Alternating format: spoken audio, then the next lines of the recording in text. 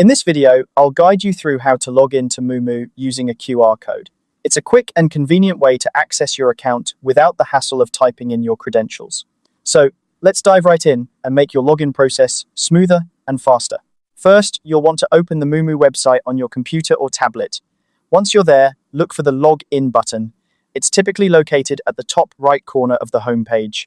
Clicking on this button will bring up the login options available for Moomoo users. Now, instead of entering your username and password, you'll want to select the QR code option.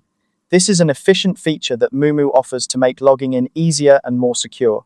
Once you select this option, a QR code will appear on your screen. Make sure the code is clearly visible, as you'll need to scan it in just a moment. Next, grab your mobile device and open the Moomoo app.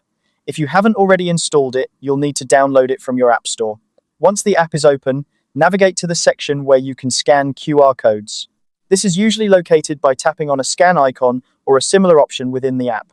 With the scanner ready, position your mobile device's camera over the QR code displayed on your computer or tablet screen. Ensure that the entire code fits within the scanning frame, as this will allow the app to read it accurately. The scanning process is usually quick, but it might take a second or two, so be patient. Once the code is successfully scanned, you'll receive a prompt on your mobile device asking you to confirm the login. This is an added layer of security to ensure that it is indeed you trying to access the account.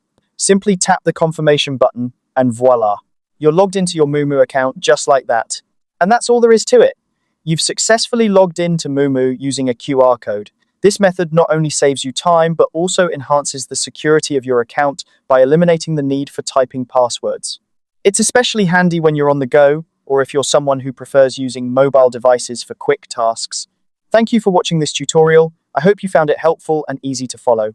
If you have any questions or need further assistance, feel free to leave a comment below. Don't forget to like and subscribe for more quick and easy tech tutorials. See you next time.